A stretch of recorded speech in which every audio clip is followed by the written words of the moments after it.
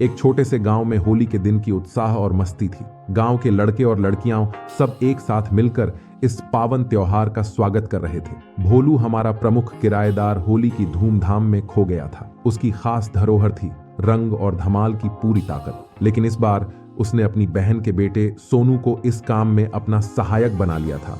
सोनू एक जिज्ञासु और हर वक्त खुश मिजाज रहने वाला लड़का था। उसकी साथी मीनू भी उतनी ही बातूनी और चुलबुली थी।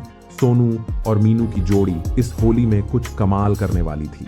होली के दिन जब सब गांव वाले रंगों में डूबे हुए थे, तब सोनू और मीनू ने एक छोटा सा प्लान बनाया कि वे अधिक रंग उछालेंगे और साथ ही गुलाल से भरे गुब्बारों से अपने दोस्तों को बेधड़क भिगो देंगे। उनके इस मस्ती भरे प्लान का पहला शिकार बनी चंद्रा बुआ। वे चुपके से उनके पास पहुंचे और रंगों से भरा एक बड़ा सा गुब्बारा चंद्रा बुआ के ऊपर उछाला, जिसे वह रोक नहीं पाई और वह रंग के साथ भीग गई।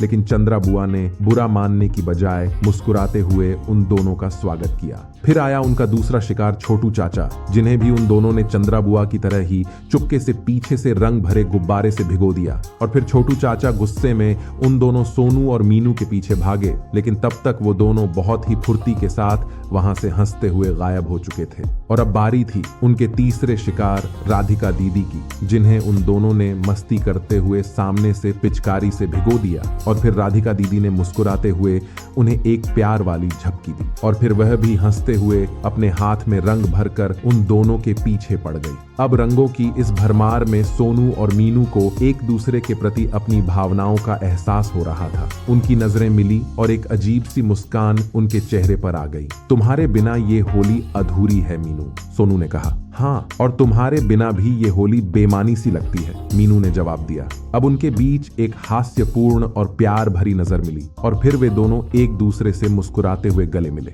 होली की रंगों भरी मिठास ने उनके दिलों को और भी करीब ला दिया और वे एक दूसरे के साथ हंसी मजाक करते हुए गांव की गलियों में घूमने लगे। वहां हर दिशा से खुशियों की रंगों भरी बौछार बरस रही थी। फिर अचानक से एक बड़ा सा गुलाल से भरा गुब्बारा उन दोनों के सिर पर आकर गिरा। अब सोनू और मीनू के बीच एक अजीब सी चुप्पी छा गई।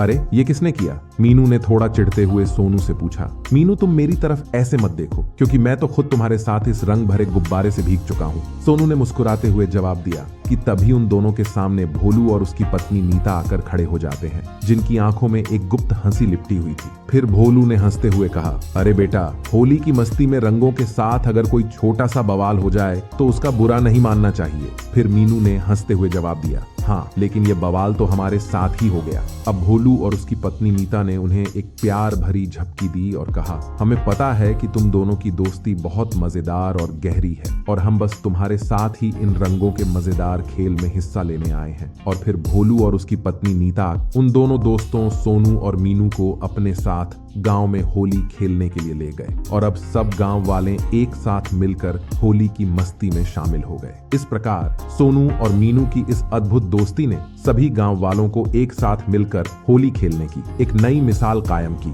और उनके इस छोटे से गांव में होली की खुशियों ने सभी को एक साथ खूब हंसाया। और इधर वे दोनों सोनू और मीनू भी एक दूसरे के साथ मिलकर हंसकर खेलकर होली का त्योहार मनाते रहे और उनकी ये बचपन की मस्ती हमेशा के लिए यादगार बन गई। इस खुशी और मस्ती से भरे होली के त्योहार के बाद सोनू और मीनू ने समझा कि बचपन की दोस्ती और निस्वार्थ प्यार ही वह सच्चा रंग है जो हमारे हर त्योहार को और भी रंगीन बना देता है।